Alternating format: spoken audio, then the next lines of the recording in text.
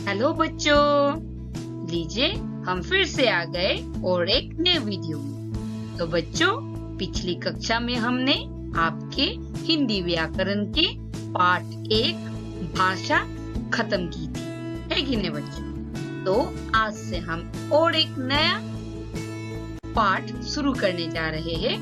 पाठ 2 वर्ण और वर्णमाला। ठीक है बच्चों, वर्ण जिसे हम इंग्लिश में कहेंगे लेटर्स और वर्णमाला जिसे हम इंग्लिश में कहेंगे अल्फाबेट। ठीक है, जब लेटर्स को अलग अलग लिखा जाता है वर्ण कहते हैं।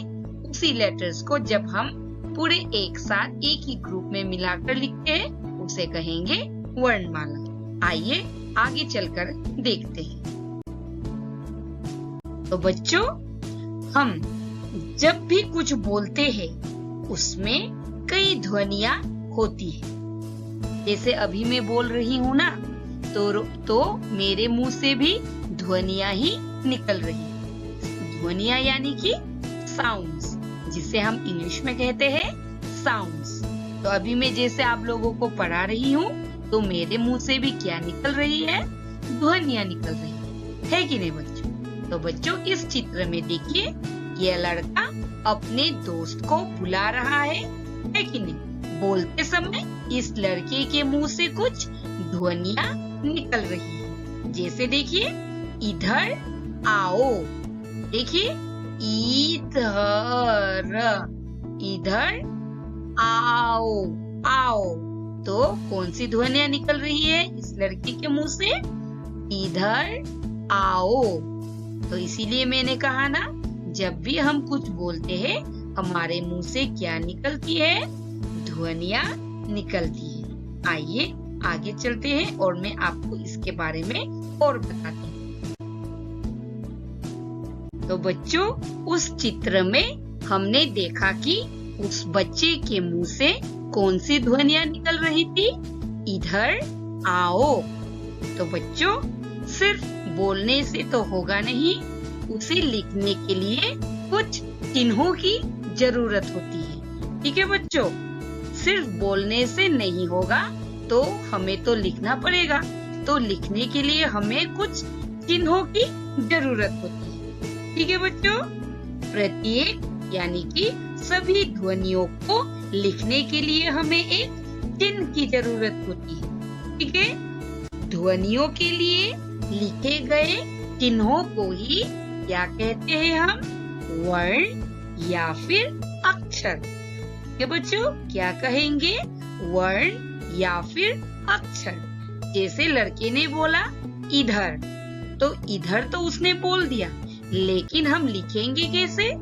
लिखने के लिए तो हमें कुछ चिन्हों की जरूरत होगी ना। जैसे इधर में हमने लिखा इधर, तो ये कुछ चिन्ह है। ठीक है, तो इन्हीं चिन्हों को हम क्या कहेंगे? वर्ण कहेंगे या फिर क्या कहेंगे? अक्षर कहेंगे। ठीक है, हाँ। तो देखिए, वर्ण या अक्षर। भाषा की सबसे छोटी इकाई बच्चों, इकाई मतलब यूनिट। जैसे देखिए, ई को क्या हम 2 भाग में अलग कर सकते हैं? नहीं, सिर्फ एक ई। जैसे ये ध को क्या हम भाग कर सकते हैं? नहीं। र को क्या हम भाग कर सकते हैं? नहीं। तो इसलिए कहा गया है कि भाषा की सबसे छोटी इकाई वर्ण कहलाती है। ठीक है बच्चों, तो अक्षरों को, इन्हीं ध्वनियों के चिन्हों को हम क्या कहेंगे? वर्ण यानी कि लेटर्स। ओके, वर्ण या फिर अक्षर। वर्ण भी सेम, अक्षर भी सेम। ठीक है, भाषा की सबसे छोटी इकाई वर्ण कहलाती है। वर्ण के टुकड़े नहीं किए जा सकते।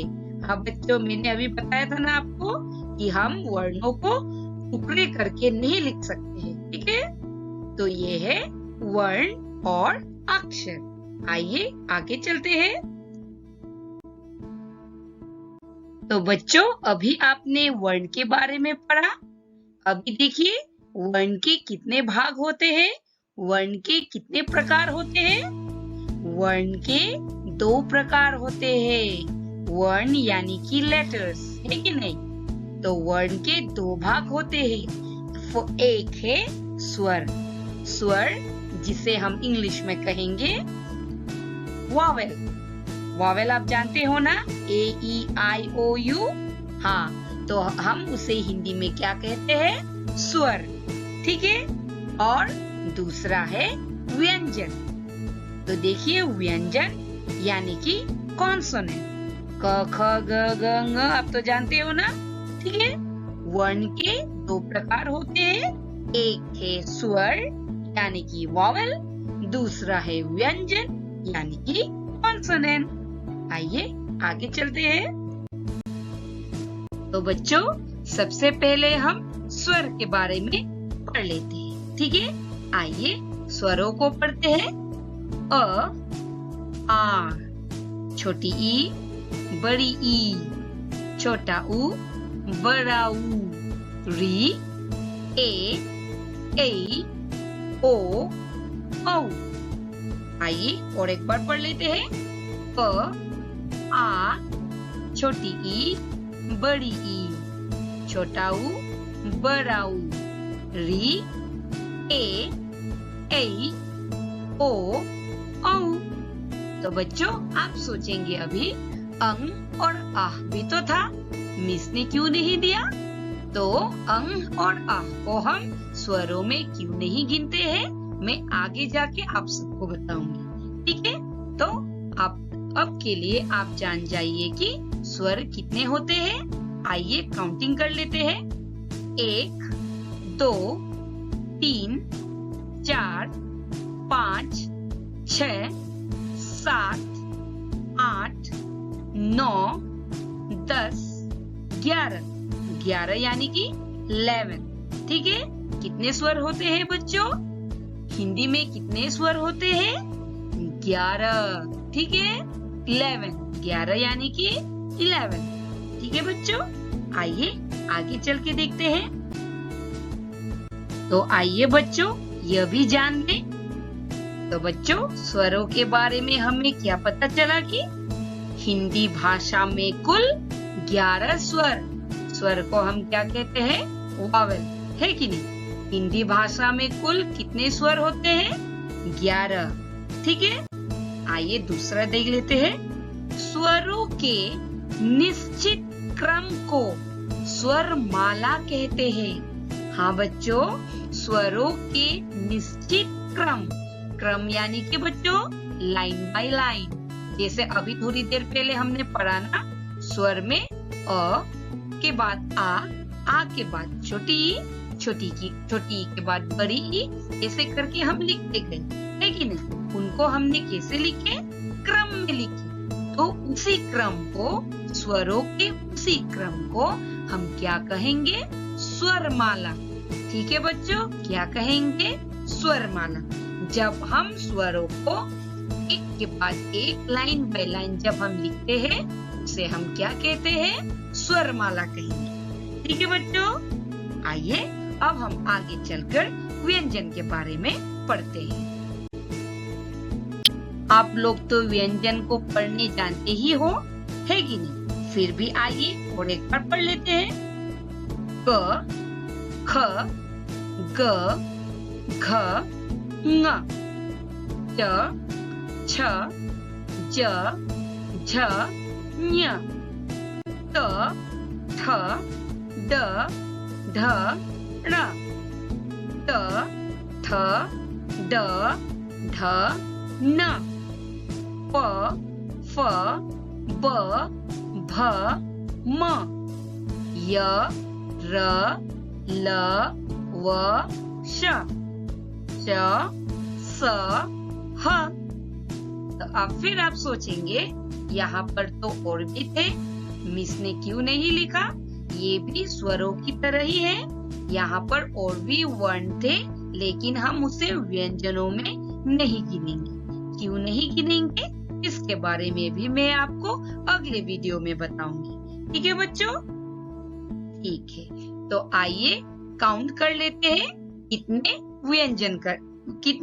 व्यंजन हैं। गिनती कर लेते हैं। ठीक है बच्चों? 1, 2, 3, 4, 5, 6, 7, 8, 9, 10, 11, 12, 13, 14, 15, 16, 17, 18, 19, 20, 21, 22, 23, 24, 25, 26, 27, 28, 29, 30, 31, 32, 33, 33 यानी कि बच्चों 33। ठीक है बच्चों? अभी आपको पता चला ना हिंदी भाषा में कुल कितने व्यंजन होते हैं?